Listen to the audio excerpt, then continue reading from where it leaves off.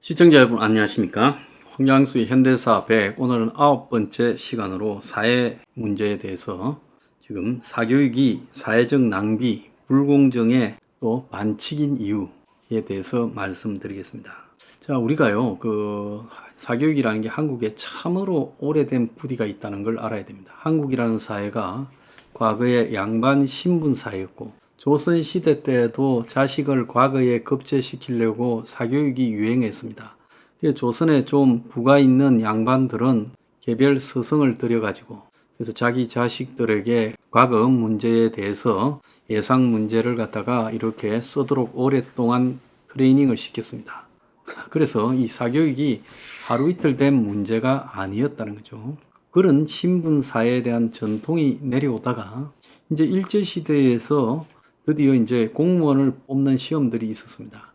그래서 일제시대에 성공하려면 그런 시험들을 통과하는 수밖에 없었죠. 그때도 사교육이 있었다고 들었습니다. 그러다가 이제 해방이 되어서 우리가 나라를 이제 가지다 보니까 그때는 이 명문 대학에 보내기 위해서 또 사교육이 유행하기 시작했죠. 그래서 그 사교육은 대한민국의 역사와 더불어서 항상 있어 왔습니다. 근데 문제는 사교육이라는 것은 공교육이 아니라 사자가 들어가는 속에 뭐가 있습니까? 결국 돈 문제가 결부되어 있다. 그래서 사교육을 시키려면 돈이 들고 같은 사교육이라도 차이가 있죠. 자, 학원에 보내면 좀 쌉니다. 대치동에 있는 학원을 보내면 굉장히 비싸죠. 대치동에도 좀 좋은 학원을 보내면 더 비쌉니다. 또 좀 좋은 학원 안에서 이 유명한 학원 선생한테 특별히 교습받는 것은 좀 더 비쌉니다. 그래서 이 사교육도 굉장히 난이도가 크다는 거죠.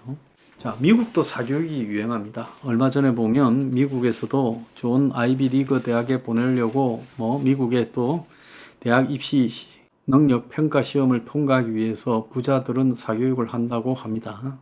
그래서 이 사교육이라는 것은 인간의 본연적인 심리, 즉 신분세선, 또 부의 능력 과시를 통한 이 자식에게 부의 승계, 이런 것들을 갖다가 꾀하는 일종의 수단으로 지금 되어 있습니다.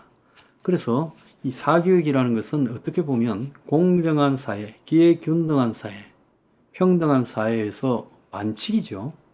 그러지 않습니까? 내가 가진 부를 이용해서 내 자식을 좀 더 높은 곳에 갖다 놓겠다는 거, 그 반칙이잖아요.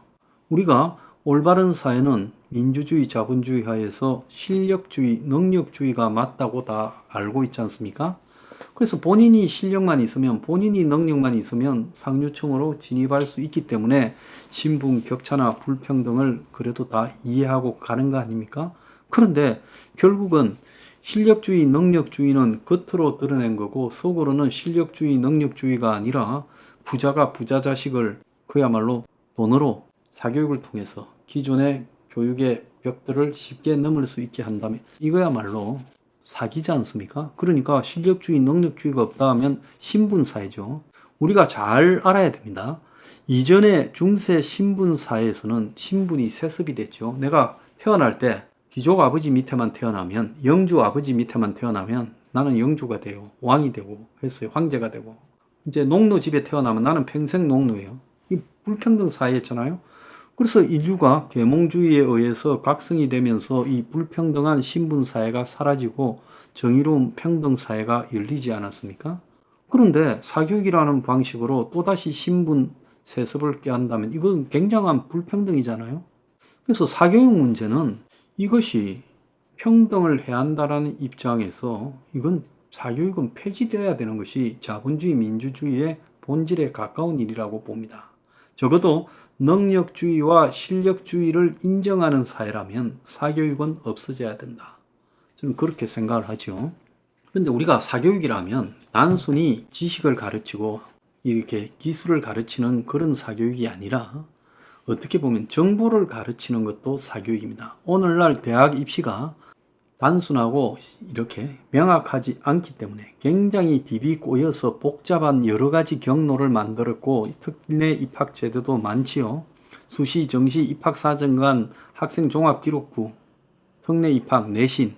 자, 이런 복잡한 제도 속에서 사교육을 제가 여기서 말하는 것은 학교가 아닌 학원에 가서 배우거나 과외를 받는 것 이외에 들어가는 다양한 스펙 조작에 대한 테크닉을 가르치는 것도 사교육이라는 거예요. 조국이 자기 딸을 의사를 만드는 과정에서 이런 사교육 컨설팅을 상당히 많이 받았을 거라고 봅니다. 어떻게 보면 스카이캐슬 같은 데서 나오는 사교육 컨설팅이 학원 선생들 과외보다도 더 심각한 문제일 수 있다고 봅니다. 그래서 할아버지의 재력, 엄마의 정보력, 아버지의 네트워크가 합쳐져야 애를 의사 만들고 스카이 좋은 과에 보낸다고 하지 않습니까?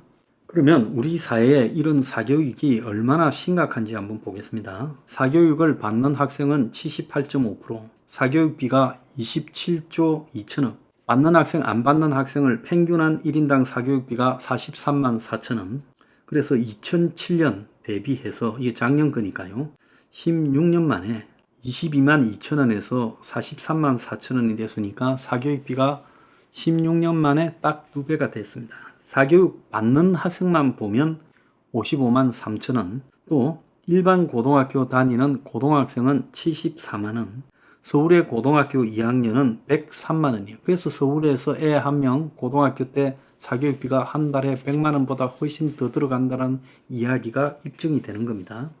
2년간 사교육비가 18.33% 오랐고, 최근에 초등학생 사교육비도 2년간에 21.09%가 올랐다는 거예요. 제가 가장 천국같이 느꼈던 것은 전두환이 집권하고 났습니다. 전두환 대통령이 과외를 폐지시켰죠. 그래서 그간에 이제 이 과외를 하던 것이 전부 폐지되어 버렸어요. 그러니까 사교육이 그때 어떻게 흘러갔는가 하면 선생들이 몰래 학생 집을 방문해서 가르치고 숨어서 몰래 지하에서 사교육을 받았습니다. 그래서 사교육 받으러 들어갈 때 사주 경계를 하고 들어가고 나갈 때는 한 명씩 나가는 그런 사교육이 성행했습니다. 자, 그런 접근을 못하는 아이들은 그냥 룰루랄라 과외 없어졌다, 학원 안 가도 된다, 즐겁게 살았죠. 자, 그래서 전두환 때 한국 경제가 제일 잘 돌아갈 때인데 사교육을 없애고 난 뒤에 사교육을 없애서 학력의 질이 떨어졌다. 자, 그때 만약에 이 고등학교에 다니던 애들 같으면 저 같은 사람들 있잖아요. 근데 그때 고등학교 다니던 사람들이 성인이 되어서 사회생활을 끝마치는 시점에 이르렀는데 질이 떨어졌습니까? 아니죠. 사교육 없으니까 지극히 편안했고, 솔직히 말하면 고등학교 다닐 때 낭만도 많이 즐겼습니다. 많이 놀기도 했고요. 그래도 저는 서울대학을 들어갔으니까 사교육이 없어진 효과를 엄청나게 봤죠. 전두환이 정원도 늘렸고. 그런데 전두환이 이제 내신을 만드는 바람에 내신을 갖다가 저는 개인적으로 좀 조작당했습니다. 그러다 보니까 1지망이 안 되고 2지망에 대학에 갔죠. 그래서 그거 지금까지도 저한테 이가 갈리는 일이에요.